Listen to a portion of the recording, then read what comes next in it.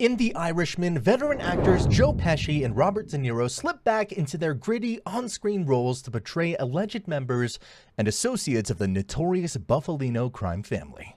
Director Martin Scorsese adapts the film from Charles Brandon's book, I Heard You Paint Houses, which compiled the disturbing confessions of Frank Sheeran.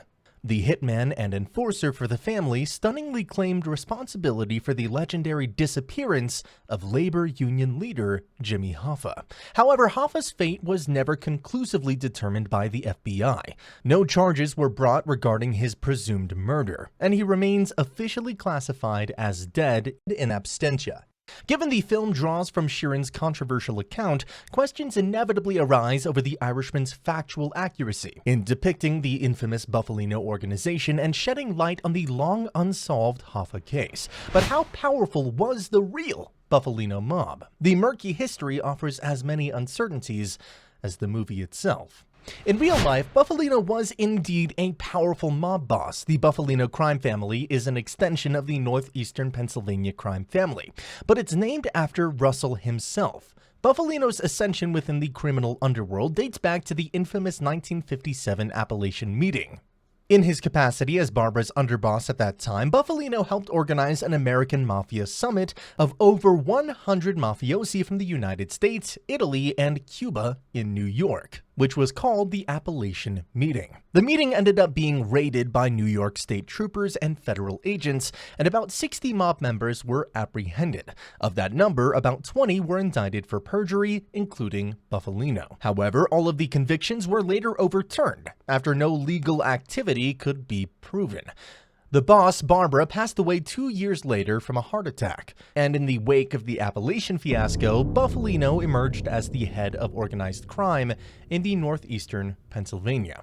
It was a comparatively small operation, with only around 50 made men, but it controlled operations involving loan sharking, gambling, and racketeering. Like many in the mob at the time, he reportedly did business in Cuba before the nation's revolution, and is rumored to have been recruited by the CIA to work with other mobsters on the failed Bay of Pigs invasion. For decades, the US government attempted to deport Bufalino, a legal battle that the accused mobster took all the way to the Supreme Court, which declined to consider his appeal. But as Italy wouldn't accept his return, Bufalino stayed in the United States. The Irishman, which uses CGI de-aging technology, portrays Bufalino and Sheeran at different stages in their lives. However, it doesn't acknowledge a pivotal moment in Bufalino's backstory. In 1963, he was publicly named in court by gangster-turned-informant Joseph Valachi, a moment that forever changed the perception of the mafia in American culture. In Scorsese's film, when Sheeran befriends Bufalino, he doesn't fully realize how much power the man has. The titular Irishman is then immersed into Bufalino's world, and everything becomes clear. The rest of The Irishman connects to popular conspiracy theories, most notably the idea that Bufalino was part of a CIA plot to assassinate Cuban leader Fidel Castro, and perhaps even involved with John F. Kennedy's assassination. Bufalino had immense power during the 70s, not only because he was so careful, but also because he quietly took on more responsibilities while other crime families worked through internal issues. Thus, The Irishman's narrative aligns with history in depicting how American mobsters communicated with politicians during the 60s and 70s. However, just 2 years later, after Hoffa went missing in 1975, things started to change in 1977. Bufalino was found guilty of extortion after a man named Jack Napoli accused Bufalino of threatening to kill him after he didn't pay his $25,000 debt to a jeweler. Bufalino was sentenced to 4 years in prison in 1978, and he served 3 years before being released in May of 1981. After his release, Bufalino was indicted for conspiring to kill Napoli, and he was sentenced to 10 years in prison just months later, in November of 1981. He later spent the majority of the 80s at Leavenworth Prison, and while The Irishman makes it seem like Bufalino died in prison, he was actually released in 1989. Although he did suffer a stroke in prison like the movie shows, Bufalino died of natural causes in 1994, and he's buried in Denison Cemetery in Sawyersville, Pennsylvania.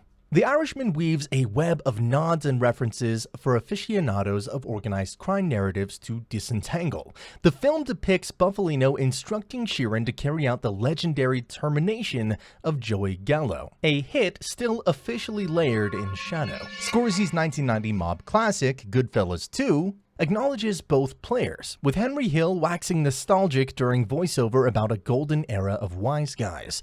Directly before introducing Jimmy the Irishman Conway, portrayed of course by De Niro himself, Hill reminisces on simpler times, before Appalachian and before Crazy Joe decided to take on a boss and start a war. Ironically, the nods to Bufalino and Gallo precede Conway's debut.